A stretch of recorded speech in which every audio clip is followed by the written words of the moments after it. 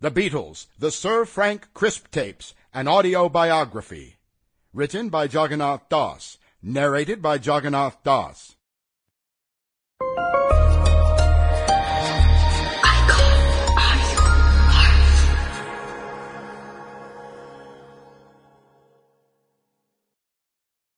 Well, it's a very great pleasure for us this evening to say hello to an up-and-coming Merseyside group, the Beatles. And I know their names, and I'm going to try and put faces to them. Now, you're John Lennon, aren't you? Yes, that's right. What do you do in the group, John? I play harmonica, rhythm, guitar, and vocal. Mm-hmm. That's what they call it.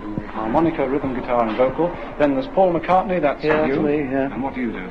Play bass guitar and sing, I think. Oh, you know, that's what they say. Quite apart from being vocal. Yeah, well, yeah. Then there's George Harrison. How do you do? How do you do? What's your job? Lead guitar and sort of singing. Mm-hmm. By playing lead guitar, does that mean you're sort of leader of the group, or are you... No, just... Well, you see, the other guitars, the rhythm. Yeah. Ching, ching, ching, you see. It's solo guitar, you see. John is, in fact, the leader of the group. Yeah. I don't know whether we caught that or not, but I hope it went in. Yeah. And over in the background here, and also in the background of the group, but making a lot of noise, is Ringo Starr. Hello. You're new to the group, aren't you? Yes, 9 weeks now. Mm-hmm. Were you in on the act when the recording was made of Lovely Yes, Blue? I'm on the record. I am. It's down on record, you know. Now, I'm the drummer. what's that offensive weapon you've got there? Those are your Well, drumsticks. it's just a pair of sticks a fan have just bought me, you know, because we're going away, and they put my name on. Yeah. And it's good, you know. Well, you say you're going away. That leads us on to another question now. Where are you going? Germany, Hamburg. Mm-hmm. Yeah. Now, you have 2 weeks.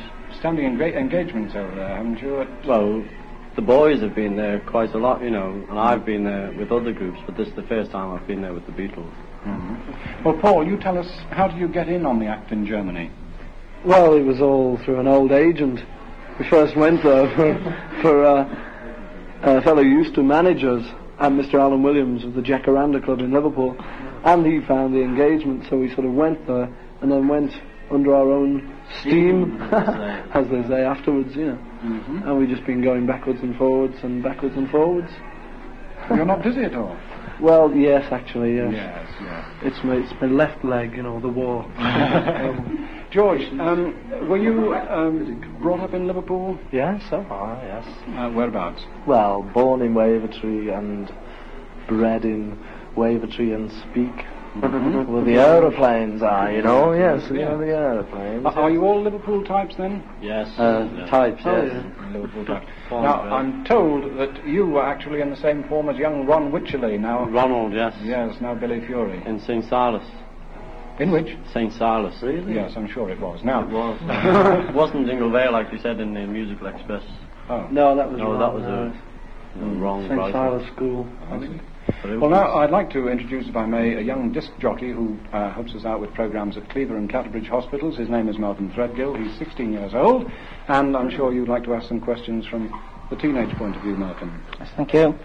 I understand you've made other recordings before on German label. Yeah. Is that right? What ones were they? Well, we did first of all, we made a recording with a fellow called Tony Sheridan. We were working at a club called the Top 10 Club in Hamburg. And we made a recording with him called My Bonnie, which got to number 5 in the German hit parade, but it didn't do a thing over here.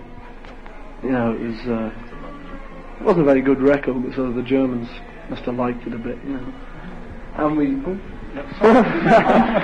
begging your pardon, and we did an instrumental which was released in France on an on an EP of Tony Sheridan's, which George and John wrote themselves. So that wasn't released here. We've got one copy, that's all. You know, it didn't do anything. You composed P.S. I Love You and Love Me Do yourself, didn't you? Yeah. Who does the composing? Well, it's John and I. We write, you know, sort of the songs between us. Yeah.